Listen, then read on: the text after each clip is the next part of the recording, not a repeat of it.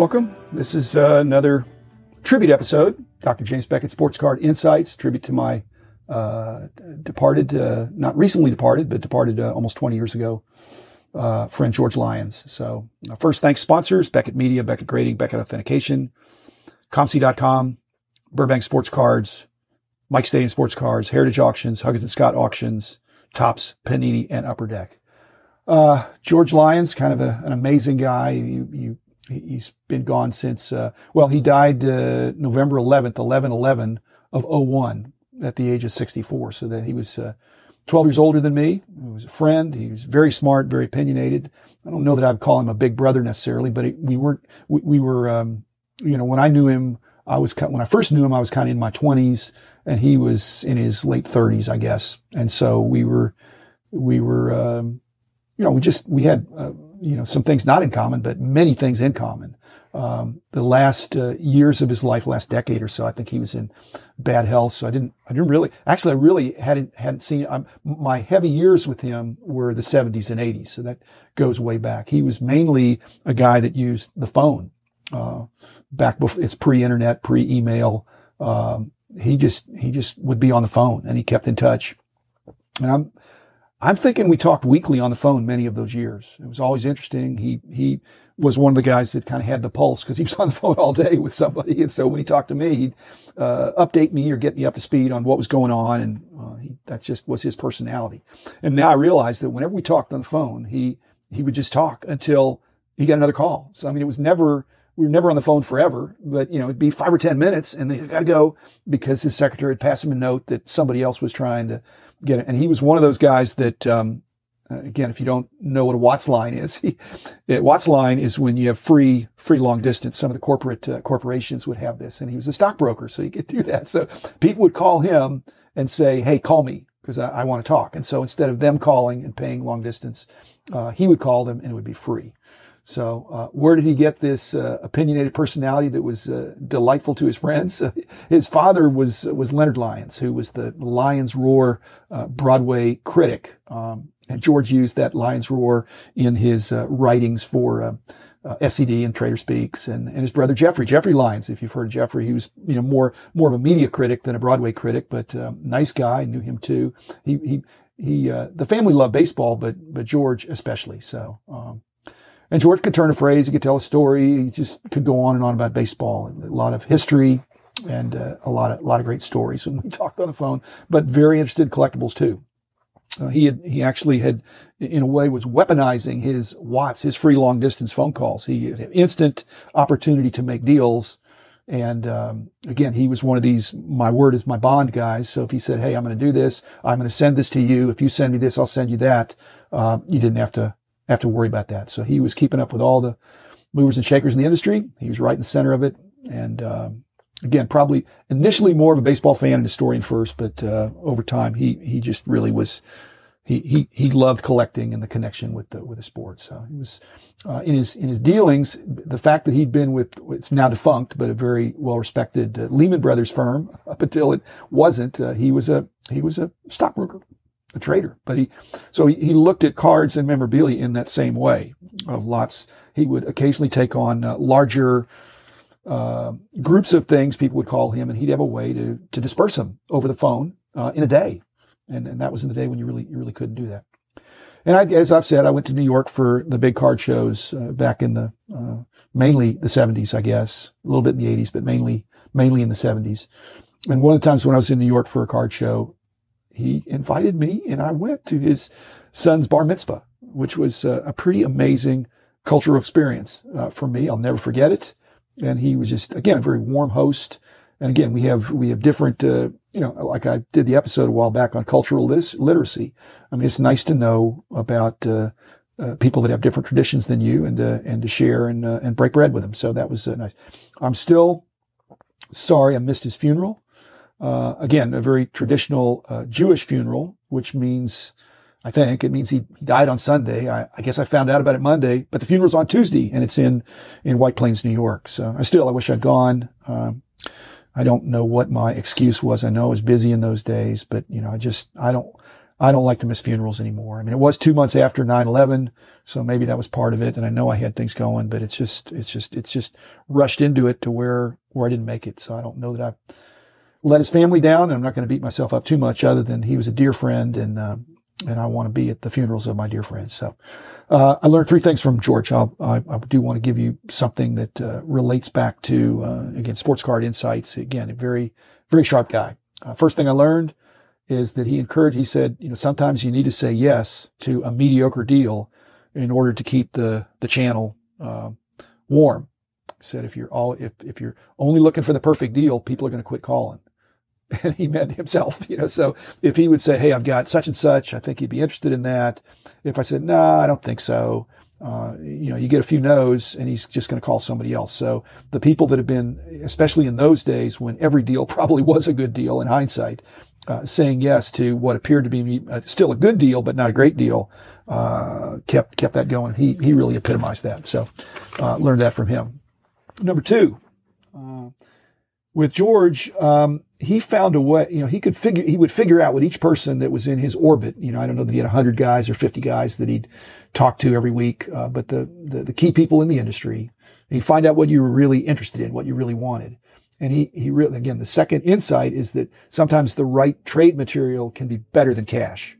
So he would find out, once he found out that I was a Roberto Clemente guy, I won't say I was in trouble, but I mean, he had me nailed. And so if he found out, he'd always want to try to see what does somebody have? What are they looking for? What are they, he'd just try to develop a kind of a want list on the fly, over the phone. What are you looking for? What do you have extra? And once he found out that Roberto Clemente was my guy, if I had something extra that I was trying to sell that was a nice item, he would go find something Roberto Clemente that I would trade for it. And lastly, what I learned from George is that he kind of knew his niche. He had his certain style, and he was pretty ruthless about staying in his lane. When he knew something, he really knew it, and he had an edge, but he didn't go into areas where he was at a disadvantage. He stayed in his lane. He knew his niche.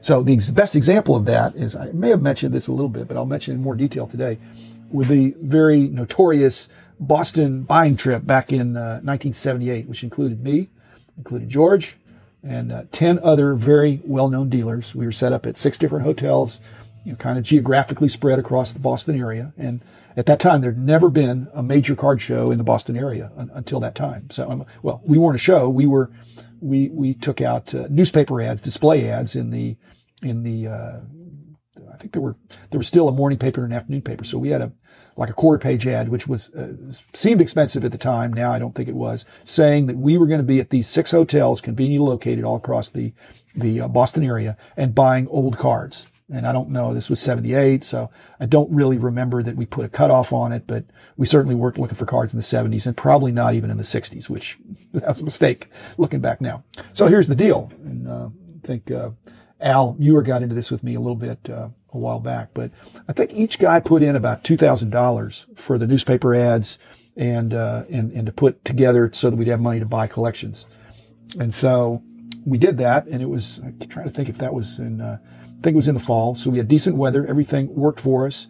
And so at the end of the weekend, after we'd been there, maybe Friday, Saturday, Sunday, so Sunday evening, Sunday afternoon, we're at the Central Hotel in the meeting room and we're sitting there with about 100,000 old cards. And I'm talking about from 19th century up through, say, the 50s. So it's quite the stash. I mean, I've never seen anything like that. It was better than any card show I'd been up to that point, just all sitting right there. And so we had 12 guys and 100,000 cards. What are we going to do? Well, apparently even in those days, I was identified as a guy who was not intimidated by stuff like this, that I'm the data guy. So the guy said, we're leaving for dinner. You're in charge of splitting the cards out into in a fair way. So I made 12 equal, but, I'll say untouchable piles. I just stacked them up on the floor, big snake lines of cards, double decked in a couple of cases. And, they were in order. Well, I mean, if there was a set of something, I keep the set intact. I wasn't going 1, 2, 3, 4, 5, 6, 7, 8, 9, 10, 11, 12.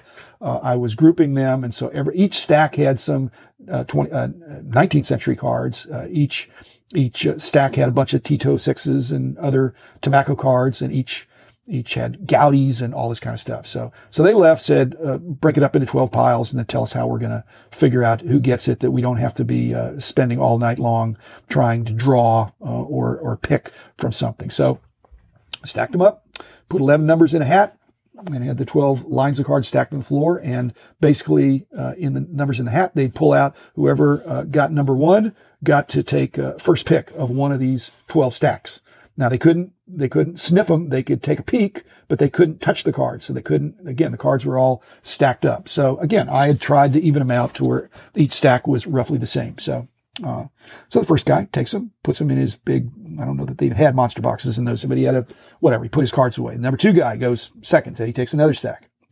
And everybody, as they're looking through them after they get them and they can touch them, everybody's pretty ooh and ah and excited. And so even person number 11, is picking one of the last 2. Now, of course, I get the very last one. So in case I had salted one of the lines, which I didn't, but in case I had, I got what was left over. And again, it was an equal, to the best of my ability, equal value of stuff. So everybody's really pleased. It was just a great haul. I can't gush about how you're getting thousands of great cards. It was great value even then, and now it just would be, pretty spectacular. So everybody's boxing up their booty. And I noticed George over the side sort of pouting. He was very emotionally expressive.